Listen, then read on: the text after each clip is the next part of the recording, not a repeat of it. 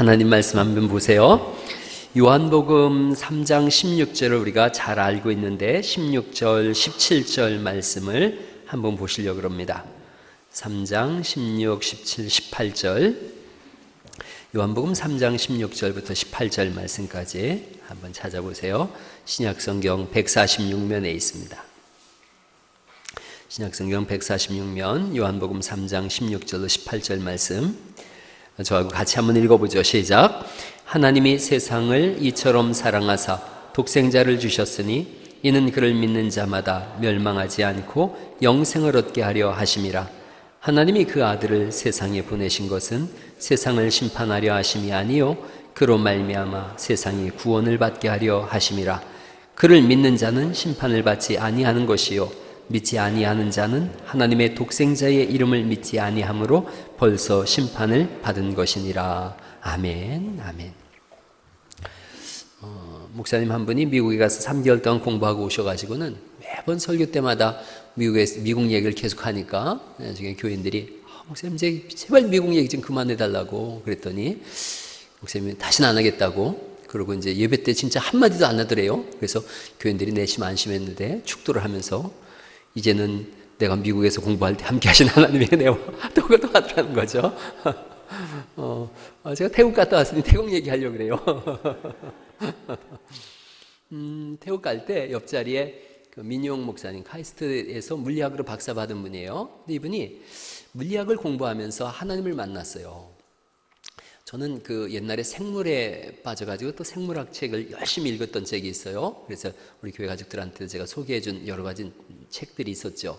요즘 또 물리학에 관심이 많았었는데 저는 이제 문과라서 물리학을 제대로 배운 적이 없고 그랬는데 이 친구가 옆에 마침 앉은 거예요. 저보다 나이도 이제 3살 어리고 그래서 제가 형님이죠. 그래서 아주 행님 하면서 아주 잘 따르는데 물어볼 게 너무 많았어요. 그래서 제가 인터스텔라라는 영화를 본 적이 있거든요. 인터스텔라에 보면 어느 한 행성에 갔는데 거기는 중력이 너무 커서 시간이 천천히 가는 거예요. 그래서 거기에 들어간 지 3시간 있다 왔더니 그 우주선 밖에 우주선 안에 있던 사람은 27년인가가 흘렀어요. 3시간인데 이쪽은 27년이 흐른 거예요. 그래서 그 물어봤어요. 어떻게 된 거냐 그랬더니 그 친구가 아주 쉽게 얘기를 해주더라고요. 저한테 아인슈타인의 상대성 이론, 특수상대성 이론 뭐 다 얘기해 줬는데 하나도 모르겠고 뭔 얘기를 하는데 잘 이해를 못 하겠어요 저는. 근데 그건 이해가 되더라고요. 달, 지구, 별, 뭐 태양 이런 것들이 중력이 클수록 시간이 천천히 간대요. 그게 다 연결돼 있다는 거예요. 그래서 그걸 뭐 장이라 그러더라고요. 자기장으로 전부 연결이 돼 있어서 이렇게 연결이 돼 있을 때 무게가 똑같으면 이렇게 이제 그물망이 쳐져 있는데 그물망으로 연결돼 있는데 이쪽이 무거우면 그물망이 이렇게 쭉 늘어진다는 거죠. 늘어짐으로 시간이 천천히 간대요. 이게 물리학을 전공한 분들이 들으면 그게 뭐 이해가 되고 또 제가 잘못 설명하는지도 모르겠지만 제가 알고 있는 상식에서는 그래요. 그래서 이렇게 쭉 늘어지면 시간이 천천히 간대요.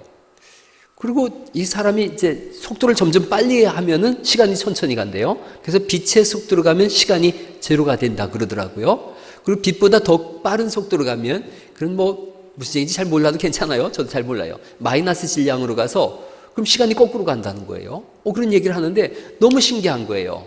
저는 거기에 뭘 생각했냐면 베드로서에 보니까 하나님 나라는 하루가 몇 년 같대요. 1000년 같고 1000년이 하루 같은 이 한 가지를 잊지 말라 그랬거든요. 저는 그렇게 대입을 해봤어요. 하나님 나라는 너무너무 큰 나라예요. 엄청난 질량을 가진 나라죠. 사람이 생각할 수 없는 그런 큰 나라예요. 그렇다면 거기는 시간이 정말로 하루가 1000년처럼 흐르지 않을까 그 생각을 했어요. 이 친구가 우주에 대한 설명을 해줬는데 우주가 얼마나 넓은지 자기는 그 넓은 우주가 우연히 생겨났다고 하는 사람들이 도저히 이해가 안 가더래요. 그래서 공부를 하면 할수록 이걸 만든 절대자가 있지 않은가. 이 친구는 그 얘기까지 하더라고요. 이 친구 하니까 민용 목사님 그 얘기 하더라고요. 지금 우리가 살고 있는 우주는 그런 가설이 있대요. 또 하나의 블랙홀이라고.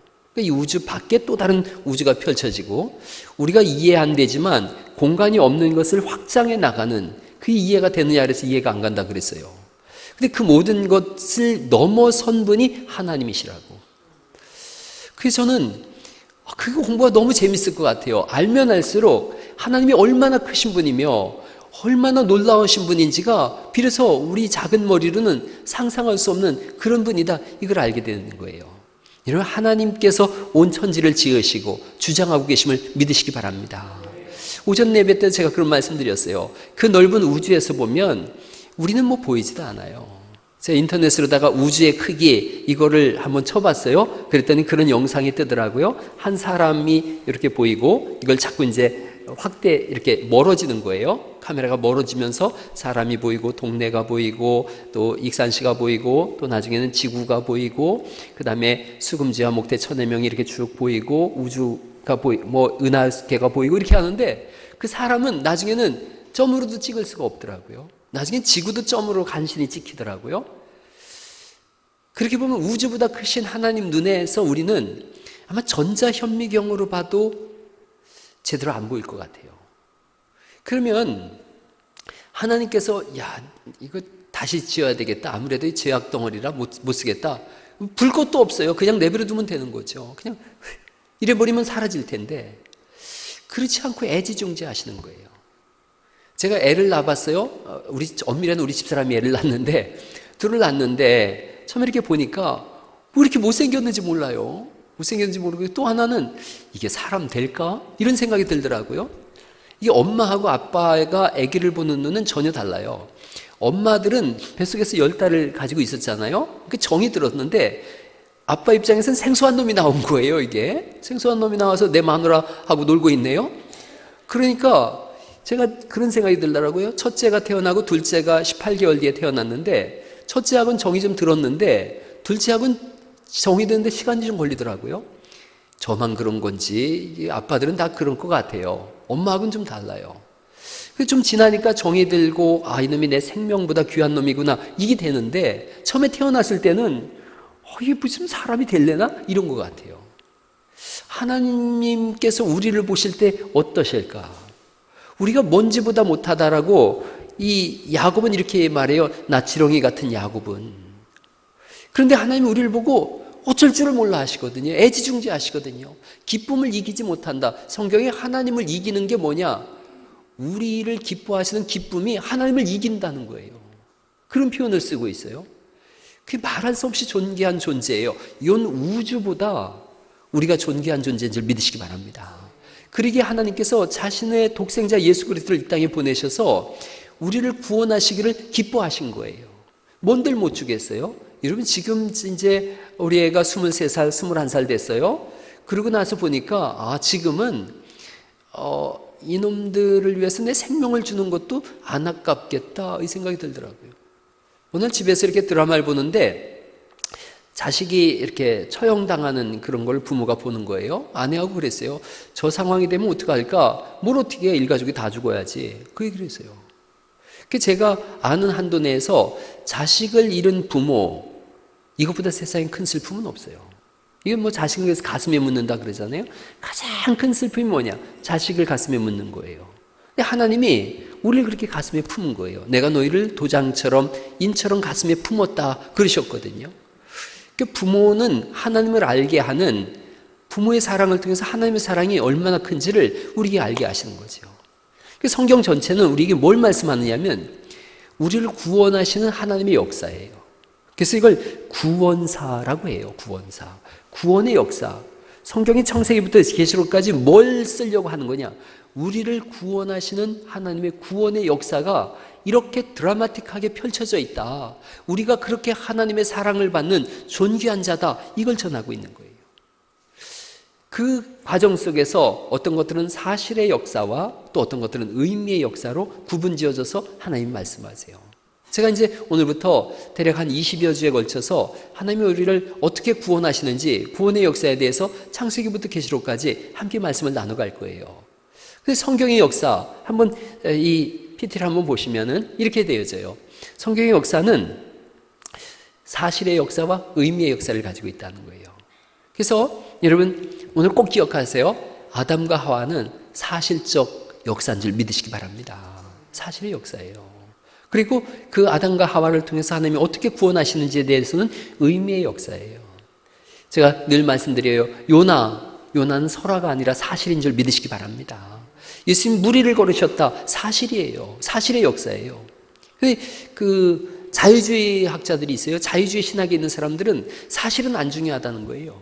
의미만 중요하다는 거예요. 그래서 예수님이 무리를 걸으셨다? 이 사람이 어떻게 무리를 걷느냐는 거예요.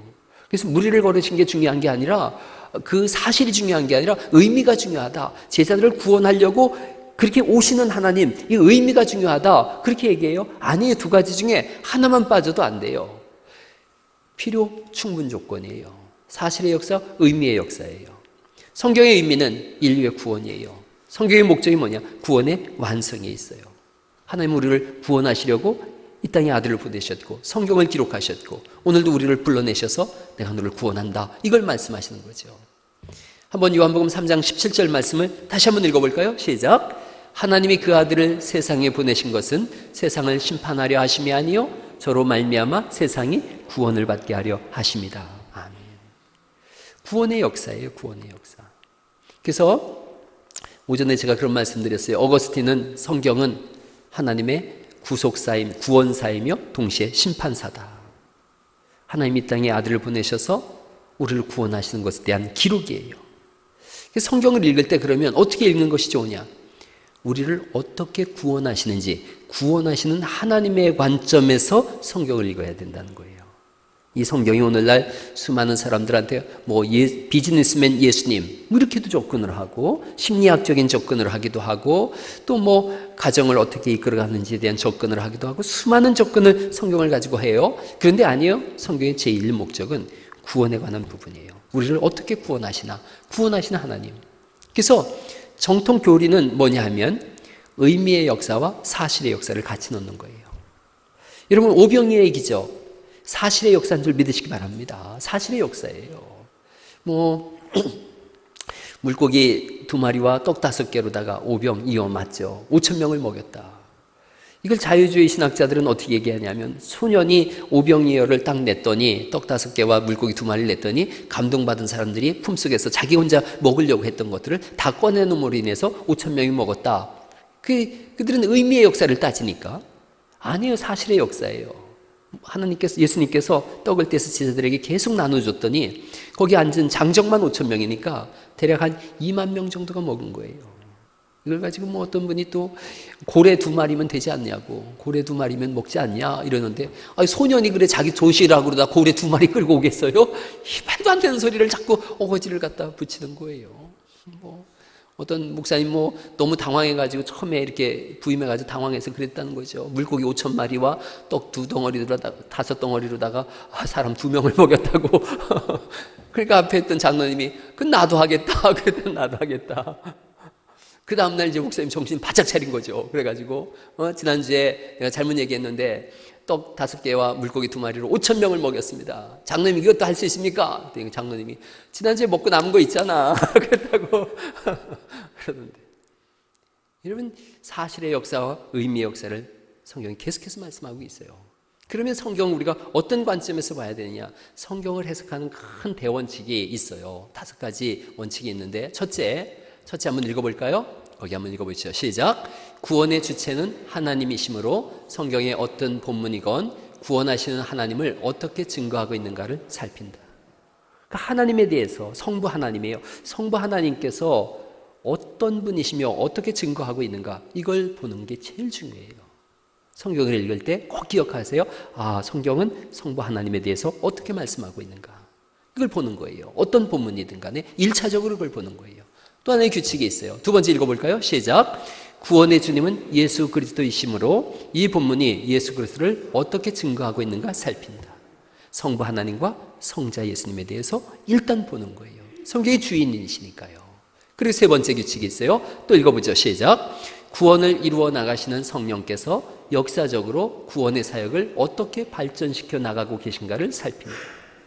제가 잘 쓰는 표현이 있어요. 성경대학 때 이중예언, 이중성취, 또 어떤 때는 삼중예언, 삼중성취 이런 표현을 썼어요. 아담과 하와가 가죽옷을 해 입었어요. 그럴 때 그 가죽옷이 그 당시엔 가죽옷이지만 또 먼 훗날 우리를 위하여 대신 죽으실 그리스도 예수님을 상징한다. 이중예언, 이중성취 이런 거였어요. 성부, 성자, 성령님에 대해서 쭉 살펴봐야 돼요. 그 다음에 4번째 또 읽어볼까요? 시작. 구원의 방편은 인간의 믿음이므로 이 본문은 우리가 어떻게 하나님을 믿어야 한다고 가르치는가를 살핀다. 우리 신앙생활에 있어서 어떻게 주님을 믿고 믿음으로 살아가야 되는가, 이걸 살피는 거예요. 성부, 성자, 성령님, 그리고 내가 어떻게 믿음을 생활을 해야 되는가. 5번째가 되게 중요해요. 읽어볼까요? 시작. 모든 교훈의 1차적 적용은 구원에 대한 것이어야 한다. 소위 모본적 관점은 성서의 총체적 이해에 있어서는 결코 성서 해석의 1차적 관심이어서는 안 된다. 이렇게 읽어버리면 뭔 얘기인지 잘 모르죠. 1차적인 관점은 구원에 관한 거여야 돼요. 모본적, 즉 본을 보이는 것, 윤리적이거나 도덕적이거나 또는 뭐 어떤 생활의 환경을 바꾼다든가 이런 것이 1차적 관점이어서는 안 된다는 거예요. 1차적 관점은 구원을 하나님이 어떻게 이루어 가시는가. 자, 이거에 대해서 한번 이제 예를 한번 들어보죠.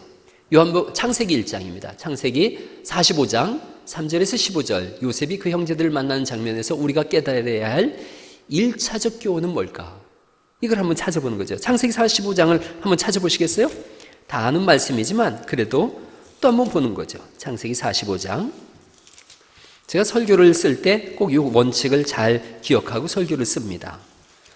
자, 창세기 45장 3절.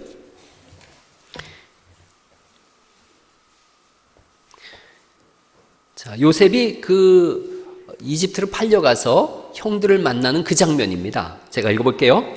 요셉이 그 형들에게 이르되 나는 요셉이라 내 아버지께서 아직 살아계시니까 형들이 그 앞에서 놀라서 대답하지 못하더라. 요셉이 형들에게 이르되 내게로 가까이 오소서. 그들이 가까이 가니 이르되 나는 당신들의 요셉이니 당신들이 애굽의 판자라. 당신들이 나를 이곳에 팔았다고 해서 근심하지 마소서, 한탄하지 마소서. 하나님이 생명을 구원하시려고 나를 당신들보다 먼저 보내셨나이다.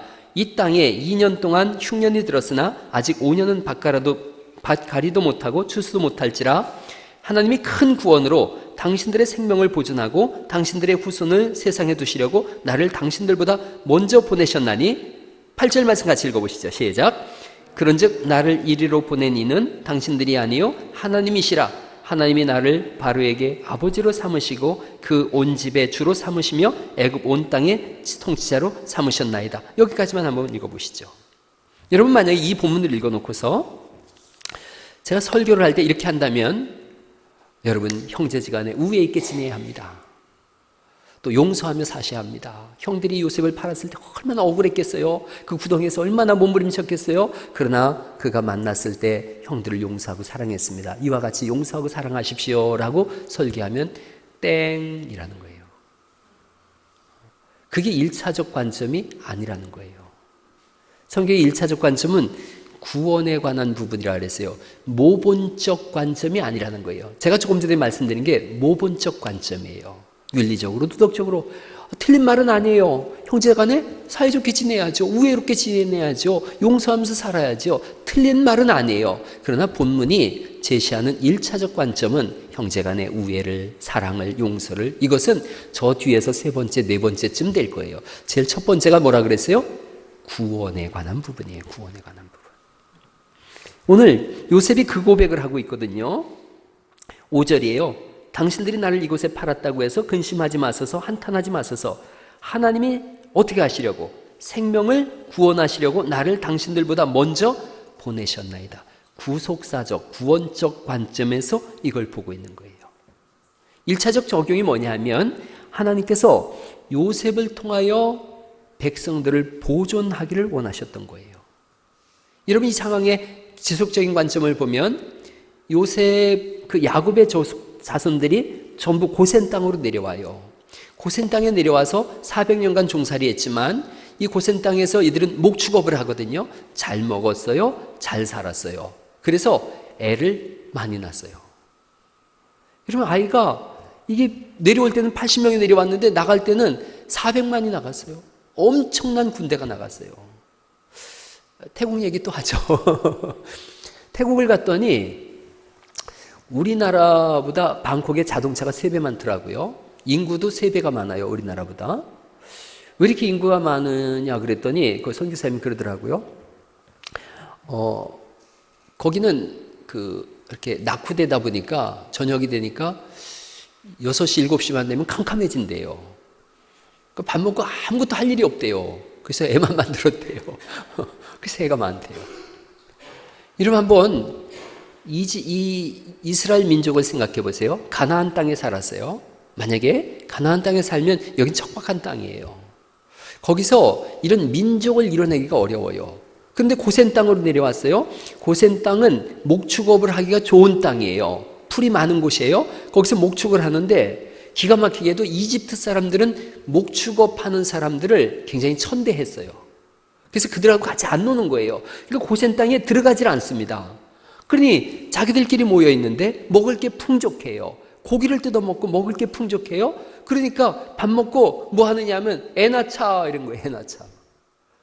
그래서 400년 동안 엄청난 숫자의 자손이 번성하게 되어집니다.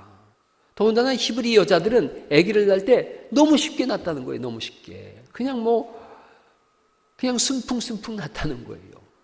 그래서 그 산파들이 와서 아들이 나오면 죽이라 그랬는데 죽이려고 가서 보니까 이미 애를 낳은 거예요. 이런 하나님의 기적적인 역사 속에 큰 민족이 형성되어집니다. 요셉이 지금 어떤 관점에서 자기들을 판 형제들을 만나고 있느냐면 구원의 관점에서 형제들을 만나고 있어요. 그러자 이해가 되어지고 용서가 되어지는 거예요. 여러분 누구를 용서할 때 그냥 용서하겠다. 용서가 안 되죠. 어떻게 용서가 되어져요? 제가 제일 어려운 말이 있어요. 용서는 하지만 잊지는 않겠어. 용서한 거예요, 안 한 거예요? 용서를 했으면 잊어야 되는데 안 잊어지는 거예요. 안 잊어지죠. 여러분 돈 떼먹은 인간 지금 기억나요, 안 나요? 나죠. 저도 저 산성교회에 있을 때 4천만 원 떼먹은 사람 지금도 이름이 이상하게 이름을 기억을 안 해야 되는데 자꾸 이름이 기억나요. 돈 떼먹은 사람 기억나죠. 억울하게 한 사람 기억나죠. 왜 기억이 안 나겠어요? 그런데 관점을 바꾼 거예요. 요셉이 관점을 바꾼 거예요. 하나님이 이 백성들을 구원하시려고 나를 먼저 보내셨구나. 그 하나님의 구원의 범주는 이스라엘 사람들 뿐이 아니었어요. 중동 땅에 있는 모든 사람들이었어요. 예를 들어서 요셉이 이스라엘에만 있었다 그랬다면 이집트 그 당시에 최강대국인데 거기 살던 사람들 다 굶어 죽었을 거예요. 그런데 하나님께서 요셉을 보내셔서 7년 흉년과 7년 풍년을 준비하게 하셨죠. 그렇게 함으로 인해서 중동 땅에 있는 모든 사람들이 다 살게 했어요. 여러분 요셉이 이 당시에 썼던 토지법이 있어요. 토지를 가지고 오는 자에게 곡식을 주고 또 그들을 종으로 시키고 이런 것이 로마 시대 때까지 그 토지법이 그대로 진행되어졌었어요. 역사적 사실이에요. 그렇게 함으로 인해서 이스라엘도 구원하고 중동도 구원했어요. 이집트뿐 아니라 그 지역에 있는 모든 사람들을 다 구원했어요. 한 사람을 통해서. 그렇게 함으로 인해서 요셉은 아는 거예요. 형들이 나를 판 것이 하나님께서 이 백성들을 구원하려고 하는 큰 원대한 그림 속에서 이루어진 것이구나. 그러자 원망이 사라진 거예요. 그러자 비로소 용서가 되어진 거예요. 자, 이제 이걸 더 확대시켜 나가 보세요. 요셉이 누구의 그림자인가? 예수님의 그림자죠. 이 땅에 예수님이 오셔서 만약에 이렇게만 해석을 했다면 모본적 해석이에요. 이건 종교라고 하는 거거든요. 모본적 해석으로 오른쪽 뺨을 때리면 왼쪽 뺨을 돌려대라. 오리를 가자 그러면 십리를 가져라. 속옷을 달라 그러면 겉옷까지 벗어줘라. 이렇게 이웃을 사랑해야 됩니다. 그런다면 이런 걸 모본적 설교라 그래요. 나쁜 건 아니에요. 모본적, 본을 보이는 설교, 모범적이면서도 본을 보이는 설교, 윤리적이고 도덕적인 설교. 이것은 그것만 얘기했다 그러면 종교예요. 종교는 삶의 새로운 전환점을 열어줍니다. 실제로 종교 생활하면서 착해진 사람들이 되게 많은걸요. 불교인들, 원불교인들 나쁜 거 아니에요. 착하잖아요. 착한 삶을 사는 걸요. 캐톨릭 착한 삶을 사는 걸요. 왜냐하면 종교니까요. 종교는 사람을 모본적인 인간으로 만들어갑니다. 그래서 실제로 술 마시고 도박하고 아내 때리던 사람이 원불교에 갔어요. 그래서 은혜를 받았어요. 그러면 바뀝니다. 술도 끊고 아내를 때리던 손이 보다듬어주고 그렇게 합니다. 윤리적인 사람으로 바뀌어요. 종교와 기독교의 다른 점이 있어요. 기독교도 종교적 측면이 있습니다. 술 취하지 마십시오. 도박하지 마십시오. 의로운 삶을 사십시오. 종교적 측면이 있어요. 그러나 거기서 멈추지 않아요. 기독교는 구원의 측면이 달라요. 구원에 관한 부분이 있어요. 예수 그리스도를 믿음으로 말미암아 구원에 이르는 것, 이것이 다른 줄 믿으시기 바랍니다. 그래서 기독교는 종교라고 하기도 해요. 절반 정도는 종교적 이미지가 있으니까. 그러나 또 한편에서 기독교를 종교라고 하지 않는 이유는 구원에 관한 부분이에요. 우린 예수님의 모본적 말과 모본적 삶을 따라가는 게 아니라 예수님 그 자체를 영접하고 믿음으로 인해서 예수 그리스도와 동행하며 사는 삶, 그것인 줄 믿습니다. 그게 좀 달라요. 기독교 종교적 측면이 있지요. 선함에 살고 착하게 사는 모본적 설교가 있지만 1차적인 맥락은 구원에 관한 부분이에요. 요셉은 예수 그리스도의 모형이에요. 그렇다면 이 땅에 예수님이 오셔서 요셉이 중동 땅과 이스라엘의 선택된 백성을 살려냈듯이 예수님이 이 땅에 오셔서 선택받은 자를 살려내시는 것, 이것을 요셉은 그림자로 보여주고 있고, 그리고 정말로 역사의 한 시간에 예수님이 이 땅에 오셔서 구원의 완성을 이뤄내셨고, 우리가 그 예수님을 믿음으로 인하여 하나님의 자녀가 된 줄 믿습니다. 그게 다른 거예요. 제가 어제 청년들한테 그런 얘기를 했어요. 어제 청년 예배 들어가서 제가 쓴소리를 좀 했어요. 근데 자존심이 확 상한 거예요. 청년들이 6명 모여서 예배하는 거예요. 그냥 너무 속상했어요. 언짢았어요, 마음이. 아니, 세상에 이 갈릴리 교회 청년들이 6명밖에 안 모인다는 게 말이 되냐? 그래서 청년들한테 자존심도 없냐 그랬어요. 자존심도 없냐? 그게 영향력이 없냐? 친구 하나 데려오는 그런 영향력도 없이 어떻게 인생을 살려고 그러냐? 너의 영향력을 보여라. 신앙을 떠나서 친구한테 나 따라서 교회 한번 가자. 그럴 때 그 친구가 그럴까? 너라면 내가 따라갈 수 있어. 그리고 데리고 올 수 있는 그 영향력도 없냔 말이죠. 그래서 청년들한테 그런 얘기했어요. 영향력을 보여라. 여러분도 마찬가지예요. 여러분 12월 25일 날 여러분의 영향력을 보여주십시오. 영향력을 보여주세요. 주변에 만난 친구들에게 야, 너 나 믿냐? 나 믿어. 그럼 나 따라서 교회 한번 가자. 이 얘기 하세요. 그래서 하나님 앞에서 기도도 하시고 하나님 내게 영향력을 주세요. 그 친구가 나를 따라서 주님 앞에 나올 수 있게 해주세요. 그래서 데리고 오세요. 오늘 우리 집사님 한 분이 사학과 그분 데리고 왔어요. 아마 영향력일 거예요. 너 나 따라서 교회 한번 갈래? 선배님이면 나 따라갈 수 있죠. 그런 영향력인 거죠. 주변의 친구들, 이웃들 데리고 오세요. 청년들한테 제가 그랬어요. 예수를 믿는다. 뭘 믿냐? 믿는 게 뭐냐? 2명의 친구가 아주 6명 중에 2명이 자기는 믿는 것에 대해 잘 모르겠다 그러고 4명은 믿는다 그러고, 제가 얘기를 했어요. 예수님을 믿는 것은 오전 예배 때하고 똑같이 말씀드렸어요. 예수님이 나를 위하여 죽으시고 부활하시고 승천하시고 다시 오시되 심판주로 오시는 것, 그것을 믿는 거다. 믿음이란 말은 너무 추상적인 단어니까 구체적인 단어로 바꾼다면 신뢰하는 거다. 청년들한테 물었어요. 너 나 신뢰하냐? 그랬더니 자원이가 저희 목사님 신뢰합니다. 그랬어요. 고맙다 그랬어요. 신뢰하는 거예요. 나는 그 예수님을 신뢰하는 거예요. 그 예수님이 나를 위하여 죽으셨고 3일 만에 부활하셨으며 40일 만에 승천하셨고 그리고 다시 오셔서 심판하실 심판 주신 것을 나는 신뢰합니다. 믿습니다. 그 고백을 내가 하는 거예요. 이런 그런 은혜가 있기를 간절히 축원합니다. 그 속에서 뒤따라가는 모본적 삶이 있는 거지요. 예수님을 믿었더니 그래, 그 존귀한 분이 내 안에 계신데 내가 이렇게 타락한 삶을 살면 안 되지. 그래서 삶을 바꿔가는 것, 그건 따라오는 거지. 여러분 이렇게 삶을 바꾸십시오라고 하는 것은 종교적 강연에 불과하다는 거죠. 신앙은 구원이에요. 구원을 받으면 거듭났거든요. 새로 태어났거든요. 다시 태어났는데요. 본 어게인이라 그러잖아요. 거듭날 중자에 날생자, 중생이라 그러잖아요. 다시 태어났으니 새로운 삶을 살아야 되는데 눈을 들어봤더니 새로운 삶을 살려고 보니까 지금 현실이 보이잖아요. 현실 속에서 이렇게 살면 안 되는데 어떻게 살까? 눈을 들어 하늘 보라는 거죠. 하나님의 자녀니까 내가 성령으로 거듭났지, 안오된 위로부터 거듭났으니 내가 하나님의 백성이니까 하나님의 뜻을 따라 살아야겠구나. 그 하나님의 뜻을 따라 사는 게 뭔가 주님이 우리에게 알려주신 거죠. 의와 진리의 거룩함을 덧입은 믿음의 새 사람을 입으라. 의와 진리의 거룩함, 의, 진리, 거룩, 하나님께 속한 단어거든요. 의롭게 살아야 되겠구나, 거룩하게 살아야 되겠구나, 새 사람으로 살아야 되겠구나, 그걸 입으라고 했으니까 그런 삶을 살아가야겠구나, 이걸 결심하고 결단하는 그런 삶은 구원받은 자의 당연한 수순인 줄 믿습니다. 그래서 구원이 중요한 거예요. 교회 왔을 때 제일 중요한 게 뭐냐? 예수님 믿는가 안 믿는가? 이게 중요한 거예요. 여러분, 예수님 안 믿는 사람이 여기서 아무리 거룩하게 살고 의롭게 산다 그래도 그는 구원과 무관한 사람이에요. 단지 종교적 행사를 통해서, 종교적인 것들을 통해서 이 세상의 삶의 윤리적인 측면을 찾아갈 뿐 구원과는 무관하다는 거예요. 구원의 역사가 먼저 일어날 수 있기를 간절히 바랍니다. 예수님을 진짜로 믿어야 되는 거예요. 그분이 내 정말 끊을 수 없는 죄, 내 죄의 본성을 가지고 태어났다 그랬고, 너의 아비는 마귀다, 이렇게 성경이 말씀하고 있잖아요. 오래전에 제가 유성에서 설교할 때, 여러분 예수 안 믿는 사람의 아비는 마귀입니다 그랬더니 한 분이 가가지고 옆집에 사는 분한테 네 애비가 마귀다 이래가지고 큰 낭만을 겪었다 그러던데, 여러분 정말로 그렇게 말씀하고 있잖아요. 너희 아비는 거짓이요 마귀다. 근데 이젠 아버지가 바뀐 거예요. 그래서 우리는 마귀 아버지 이렇게 안 하잖아요. 누구 아버지라 그래요? 하나님 아버지. 이게 우선될 수 있기를 간절히 바랍니다. 그러니까 여기서 끊임없이 이 얘기가 이루어지는 것은, 우리 교회 청년들 중에서도, 물론 한 청년은 온 지 얼마 안 됐어요.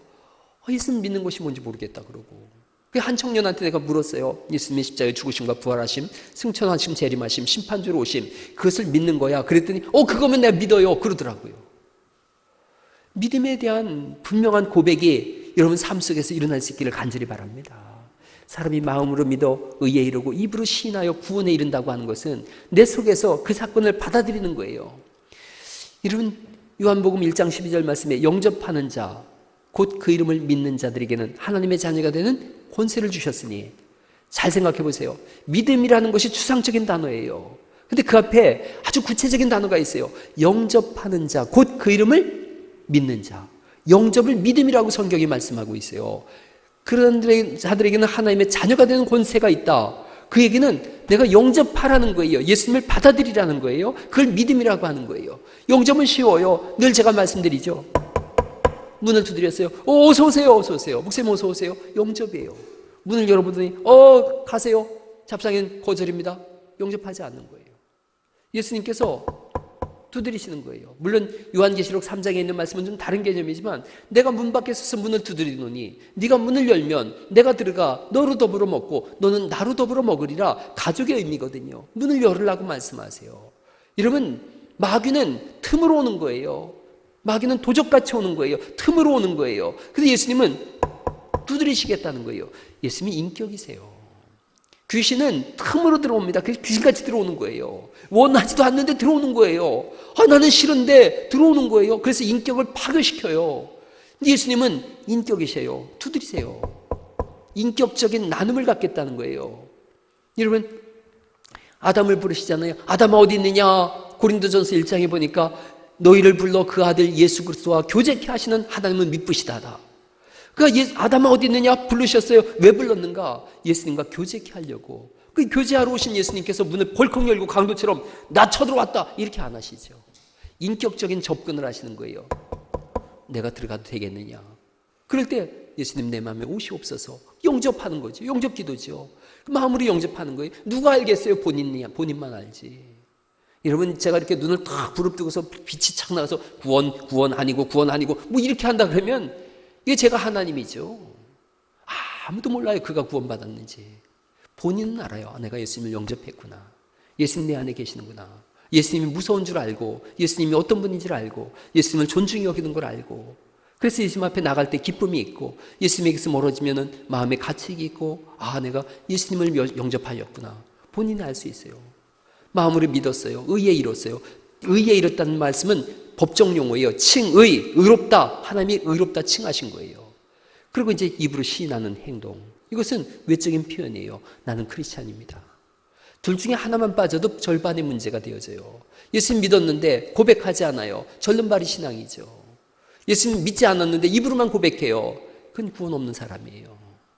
그게 믿음으로 마음으로 영접했어요. 그리고 입으로 시인하는 거예요. 입으로 시인하는 이 고백이 세례일 수 있고 성례일 수 있어요. 교회에서 말하는 성찬식이 그거예요. 성례전 세례를 받은 외적인 고백이에요. 이 성례식을 성찬식에 동참함 외적인 고백이에요. 그렇게 함으로 인해서 나는 그리스도인입니다. 이걸 주장하는 거예요. 세상에 나가서도 똑같아요. 그리스도인으로서 살아가는 거예요. 그리스도인으로 산다는 얘기는 전에도 말씀드렸지만 예수님이 우리의 머리가 되시는 거예요. 예수님 나의 머리입니다. 머리 대신 주님을 내가 따라가겠습니다. 주님이 내게 말씀해 주세요. 머리 대신 주님, 로드십이라고도 하고 헤드십이라고도 한다 그랬죠. 그게 선행돼야 돼요. 그렇지 않으면 종교 노름이에요. 교회가 예수님을 믿는 구원의 믿음의 역사가 없으면 종교단체입니다. 종교단체니까 선한 일도 해야 돼요. 밖에 나가서 선한 일도 하고 라면 음악회도 하고 쌀 나누기도 하고 연탄 나누기도 하고 종교적 행사예요. 구원이 없다면 종교적 행사예요. 그러면 세상 사람들은 보고 저게 참 좋은 교회야 그럴지 모르지만 하나님께서는 교회 아닌데? 교회 아니야. 구원의 역사가 없는데 예수님을 믿는 믿음이 없는데 그게 어디 교회냐. 그냥 종교단체지. 이름만 교회, 갈릴리 교회 이렇지 하나님 보실 때는 교회 아니다. 이렇게 말씀하시는 거예요. 여러분 여기가 교회가 교회되게 하는 일에 여러분이 예수님을 영접함이 선결될 수 있기를 간절히 바랍니다. 그게 우선돼야 돼요. 구원사, 성경을 볼 때 가장 먼저 볼 것이 뭔가? 구원을 이루어 가시는 하나님. 요셉을 통해서 이스라엘뿐 아니라 중동 땅을 구원하시고자 했던 하나님, 그리고 요셉의 참 모습이신 그리스도 예수님께서 오셔서 이 땅에 어떻게 구원을 이루어 가시는지에 대한 모습. 그 구원 속에서 요셉은 형제들을 용서하고 예수님께서도 그 말씀 그대로 70번에 7번이라도 용서해라라고 하신 것은 구원 다음으로 넘어가는 페이지지 구원 앞서 있는 페이지는 아니다라는 것을 오늘 기억하시고, 앞으로 계속해서 제가 어떻게 구원의 역사를 하나님께서 이루어 가시는지 창세기부터 계시록까지 쭉 함께 나아갈 텐데 그런 부분에서 함께 고민해 나가시고 기도하시면서 여러분의 구원뿐 아니라 자녀들의 구원, 또 이웃들의 구원, 이 구원을 함께 이루어갈 수 있도록, 그래서 예수 그리스도를 믿는 것이 무엇이며 믿는 자의 삶은 어떠해야 되는지에 대한 분명한 기둥들이 세워지는 은혜가 있기를 예수님의 이름으로 축원합니다.